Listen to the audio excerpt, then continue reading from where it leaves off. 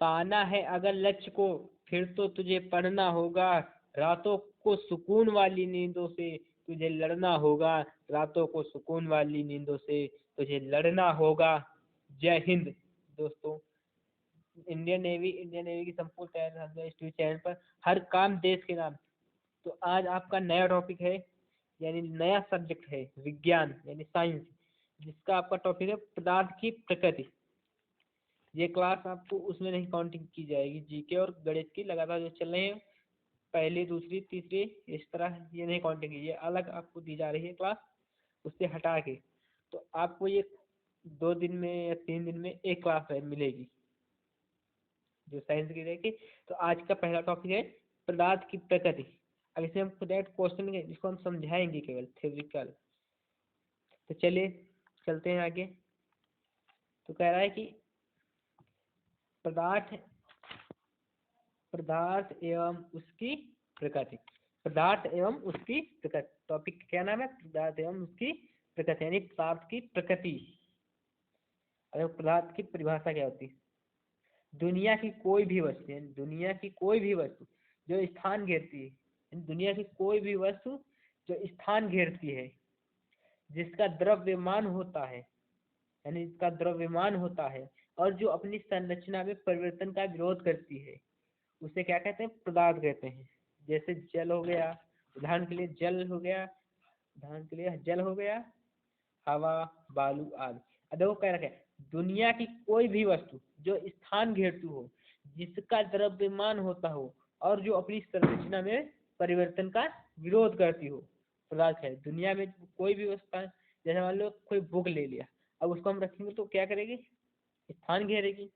उसका द्रव्यमान नहीं होगा, लेकिन वो किस अवस्था में होगी? ठोस अवस्था में होगी। इसका द्रव्यमान होता हो, इसको इसका वजन होता है, और जो अपनी संरचना में परिवर्तन कर सकते। अब इसको हम ऐसे रखते हैं, इसको हम खोल के जब किताब को रखेंगे तो उसका में जो परिवर्तन होगा ना उसकी संरचना में, तो उसे क्या कहते हैं? पदार्थ कहते हैं। तो ये क्या हो जाएगा? पदार्थ। जैसे मान लिया जल हो गया, अब जल को देखो जो इस वहाँ पे रखेंगे स्थान, उस स्थान भी घेरेगा, जल स्थान घेरेगा। जिसका द्रव्यमान उसका द्रव्यमान भी होगा, और अपनी संरचना। उसको ग्लास में नहाएंगे तो ग्लास के आकार का हो जाएगा, और बाटल में नहाएंगे तो बाटल के आकार का हो जाए। तो क्या हो जाए? इसे क्या कहेंगे? पदार्थ। चलिए आगे चलते हैं। तो आगे क्या रहेगी? प्रारंभ में भारतीयों और यूनानियों का अनुमान था कि प्रकृति की संरचना, यानी प्रकृति की सारी वस्तुएं 5 तत्वों के संयोग से बनी है। यानी प्रारंभ में, यानी पहले भारतीयों और यूनानियों का मानना था कि जो प्रकृति है इसकी सारी वस्तुएं 5 तत्वों से मिलकर बनी है। और ये 5 तत्व ये थे, यानी ये 5 तत्व ये थे: क्षितिज यानी भूमि, जल, पावक, गगन, और समीर, यानी ये जो 5 तत्व थे इन्हीं से मिलकर बनी थी, इन्हीं से मिलकर बना था। अब आगे क्या कर रहा है कि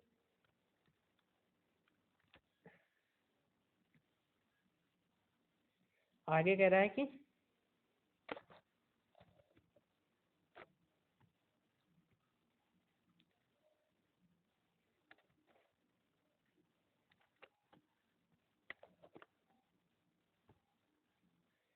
चलिए आगे चलते हैं।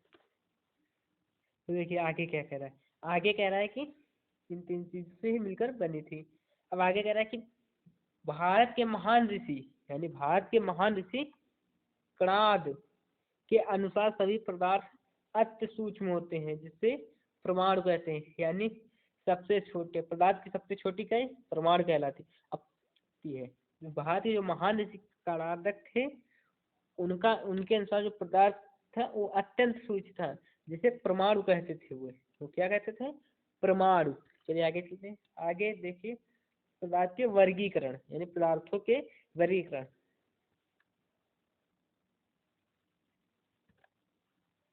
देखिए पदार्थ को कितने भागों में बांटा गया? 2 भागों में: भौतिक वर्गीकरण एवं रासायनिक वर्गीकरण। अब जो भौतिक वर्गीकरण है इसको 3 भागों में बांटा गया है।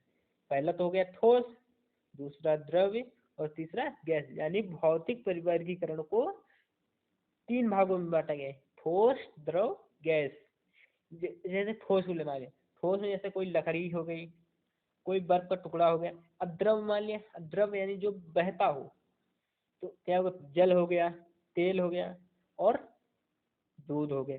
अब गैस, अब गैस में तो जो है गैस जो वायु हो गई, जैसे वायु, नाइट्रोजन, ऑक्सीजन। तो भौतिक वर्गीकरण में ये सब आते हैं। अब रासायनिक वर्गीकरण में इसको भी 2 भागों में बांटा गया, एक तो शुद्ध पदार्थ, दूसरा मिश्रित पदार्थ। यानी शुद्ध पदार्थ मतलब जो पदार्थ शुद्ध हो, यानी शुद्ध हो, और मिश्रित यानी सभी पदार्थ मिश्रित हो, वो मिश्रण पदार्थ कहलाता है। अब जिसमें जो शुद्ध पदार्थ हो, इसको भी 2 भागों में बांटा गया, यानी शुद्ध पदार्थों को 2 भागों में बांटा गया, एक तो यौगिक और दूसरा तत्व। कितने, कौन कौन, यौगिक और तत्व। अब जो तत्व है इसको भी 2 भागों में बांटा गया है। पहला तो धात्विक तत्व यानी धात्विक तत्व, और दूसरा अधात्विक तत्व, यानी इसको 2 भागों में बांटा गया है, धात्विक तत्व और अधात्विक तत्व। अब इधर यौगिक में आते हैं, तो यौगिक को भी 2 भागों में बांटा गया है, पहला तो कार्बनिक यानी कार्बनिक में, दूसरा अकार्बनिक में। अब देखिए जो मिश्रण उसको भी 2 भागों में बांटा गया, सामान्य मिश्रण यानी सम्मिश्रण, और इसको विषम मिश्रण यानी इसका विभाजन। अब आप इसका स्क्रीनशॉट लेकर रख सकते हैं। आप लोगों को स्क्रीनशॉट देते हैं रखने के लिए, इरेज कर दे रहे हैं।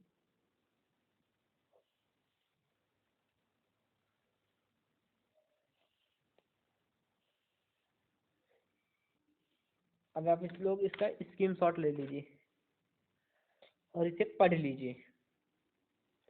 ले लिए, अब आगे चलते हैं। तो आगे कह रहा है कि इसके कुछ नियम दिए हुए हैं, देखते क्या कह रहा है। जहां तुम हो वहीं से शुरू करो, जो कुछ भी है तुम्हारे पास उसका उपयोग करो, और वह करो जो तुम कर सकते हो, और वह करो जो तुम कर सकते हो। देखिए आगे कह रहा है कि ठोस, यानी आगे बात चल रही है ठोस की। ठोस होता क्या है, जैसे अभी होता है कि पदार्थ की वह स्थिति, भौतिक स्थिति यानी भौतिक अवस्था जिसका आकार एवं आयतन दोनों निश्चित हो, इसे क्या कहते हैं, ठोस कहते हैं। यानी आकार और आयतन दोनों निश्चित हो। आकार मतलब जिस आकार में बनी हो वो निश्चित हो, और आयतन मतलब उसका वजन वो निश्चित हो, तो उसे क्या कहते हैं, ठोस कहते हैं। अब देख उसे क्या कहते हैं, ठोस कहते हैं। और उदाहरण के जैसे लोहे की छड़, और लोहे की छड़ जैसे बनेगी वैसे ही रहेगी, उसका आकार भी निश्चित होगा और उसका वजन भी निश्चित होगा। लकड़ी की कुर्सी, उसका भी आकार और आकार और आयतन यानी वजन निश्चित होगा। और बर्फ का टुकड़ा, उसका भी आकार निश्चित होगा। आदि शब्द आते हैं, आदि यानी आदि चीजें आती हैं। अब द्रव क्या होता है, पदार्थ की वह अवस्था जो यानी जिसका आकार अनिश्चित हो एवं आयतन निश्चित, यानी जिसका आकार अनिश्चित यानी आकार कैसा भी, मतलब आकार को किसी भी रूप में परिवर्तित कर सकते हैं, लेकिन उसके आयतन में कोई परिवर्तन नहीं ला सकते हैं, उसे क्या कहते हैं, आकार अनिश्चित और आयतन निश्चित, उसे क्या कहते हैं, द्रव कहते हैं, उसे द्रव्य कहते हैं। जैसे उदाहरण के लिए पानी हो गया, अब पानी को आप गिलास में रखोगे तो गिलास किस तरह बन जाएगा, उसका आकार गिलास की तरह हो जाएगा। बाटल में रखोगे बाटल का आकार हो जाएगा। आप जिस चीज में इसको रखोगे वो उसी का आकार ले लेगा, लेकिन उसका वेट जो वजन यानी आयतन होगा वो निश्चित होगा। यानी 1 लीटर अगर है, मान लीजिए 1 लीटर दूध है, तो 1 ही लीटर दूध होगा। आप चाहे जिस बर्तन में रखेंगे वो 1 ही लीटर होगा, लेकिन उसका आकार में परिवर्तन आ जाएगा और वजन में परिवर्तन नहीं आएगा। आगे चलते हैं। अब देखिए गैस, पदार्थ की वह अवस्था जिसका आकार एवं आयतन दोनों अनिश्चित हो, उसे क्या कहते हैं, गैस कहते हैं। यानी आकार आयतन दोनों का हो, अनिश्चित हो, उसे क्या कहते हैं, गैस कहते हैं। उदाहरण के लिए जैसे ऑक्सीजन, हवा, नाइट्रोजन। अब नाइट्रोजन का देखो आकार भी अनिश्चित है, यानी कोई निश्चित आकार नहीं है। और आयतन, यानी आयतन वो भी निश्चित नहीं है, कभी ज्यादा कभी कम। तो ये क्या होंगे, गैस हो गए तुम्हारे। अब पॉइंट नंबर 1 कह रहा है कि ताप एवं दाब में परिवर्तन करके किसी भी पदार्थ की अवस्था को बदला जा सकता है। यानी ताप दाब में परिवर्तन करके किसी भी पदार्थ की अवस्था को बदला जा सकता है। किसी भी पदार्थ को क्या कहते हैं, बदला जा सकता है। परंतु इसके अपवाद भी, और इसका अपवाद भी है। जैसे लकड़ी, पत्थर, ये केवल ठोस अवस्था में ही रहते हैं। यानी इसको, इसके ताप पर चाहे जितने इसको ताप दोगे या दाब दोगे तो ये ठोस ही रहेंगे। ये क्या रहेंगे, ठोस ही रहेंगे। आगे देखते हैं।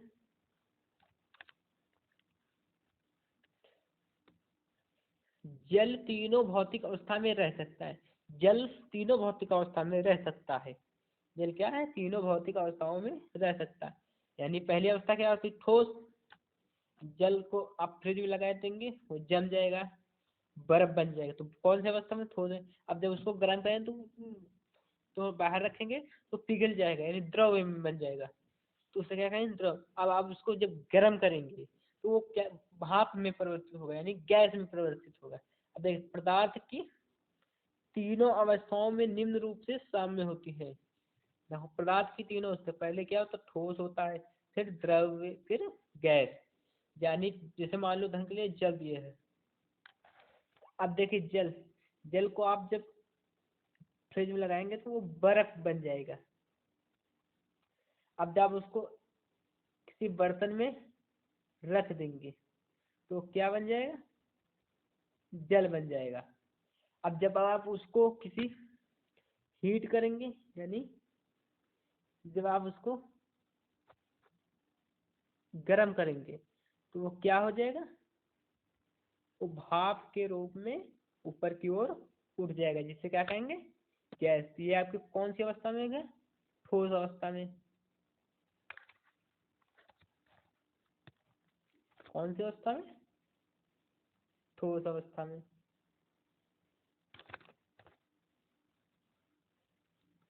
तो ये आपका किस अवस्था में है, ये आपका है ठोस अवस्था में। ये आपका किस अवस्था में है, तो ये हो गया आपका द्रव्य अवस्था में। और ये आपका किस अवस्था में हो जाएगा, तो ये हो जाएगा आपका गैस अवस्था में।